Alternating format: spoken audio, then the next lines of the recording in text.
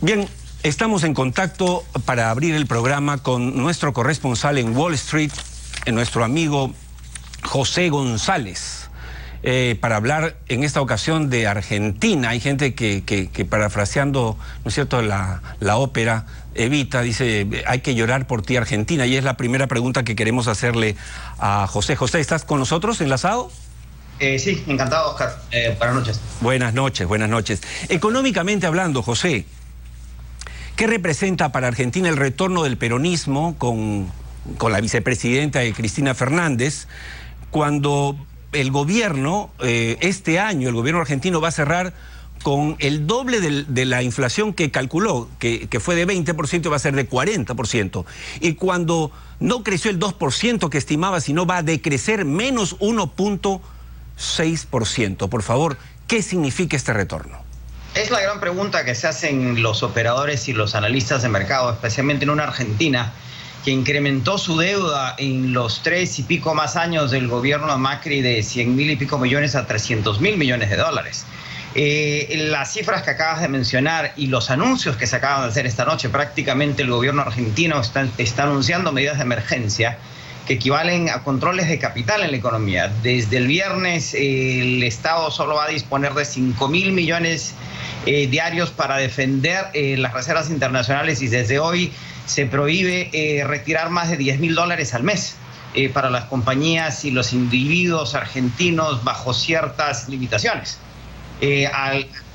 Estando a semanas de las elecciones presidenciales, la clave es si gana el ticket Fernández en las elecciones de octubre, qué tipo de políticas van a implementar de cara a un país que reciben en crisis, y si aplicarían o no esas mismas medidas que aplicaron cuando la dupla Kirchner tomó la administración del poder en Argentina, o si van a continuar con las políticas de Macri. Estas medidas de emergencia que se están tomando se interpretan como una forma de forzar a la nueva administración de Fernández, si es el caso, a continuar con políticas de mercado, o asustar tanto al electorado argentino que se ha elegido Macri a la presidencia. José, muy pocas personas saben o recuerdan, tienen conciencia de que el año pasado la Argentina de Macri le pidió 57.000 millones de dólares al Fondo Monetario Internacional, que es el monto más grande que se recuerda de un préstamo a un país, pero que esto no los ha salvado de la catástrofe y que de alguna manera explicaría el fracaso en las elecciones de Macri. ¿Con este fracaso ha muerto la tecnocracia gubernamental en Argentina?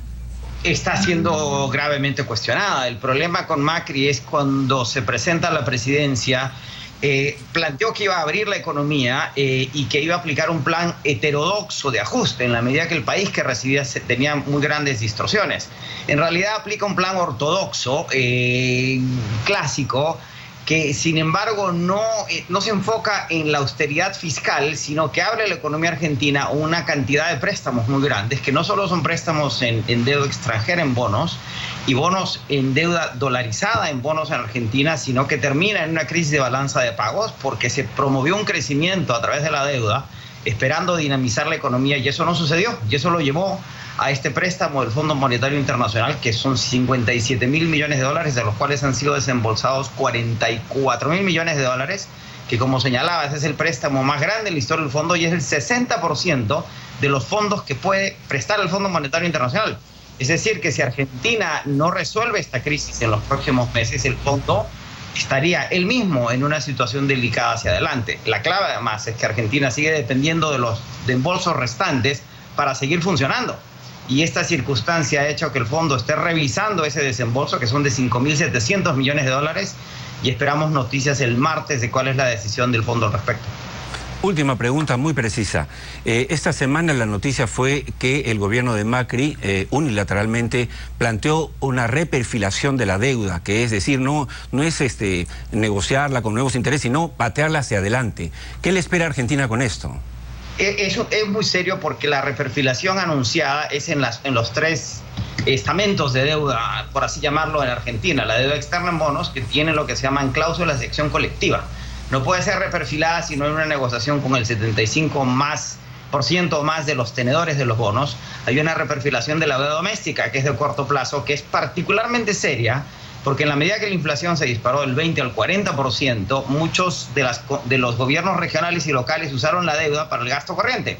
y mucho del sector financiero compró esos bonos dolarizados para protegerse, y del pago de esa deuda doméstica depende el gasto corriente, incluido las nóminas públicas y privadas. Argentina puede tener una crisis en el sistema de pagos, que suele ser un evento muy complicado, no se le puede pagar a la gente, y la renegociación con el fondo, la reperfilación con el fondo, como señalas, va a ser muy delicada porque el fondo no puede descontar sus deudas de ninguna manera, y ese dinero es vital para la Argentina y va a implicar decisiones importantes para el fondo, no solo en la Argentina, sino a nivel de sus portafolios de préstamos hacia adelante. Bueno, José, muchas gracias como siempre por esta conexión vía Skype desde Nueva York. Muchas gracias, siempre tan claro en tus reportes que nos permiten leer mejor lo que está pasando, no solo en el Perú, sino también en el mundo. Estamos en una economía globalizada y tenemos que ser conscientes de lo que está pasando a nuestro alrededor. Muchas gracias. Encantado.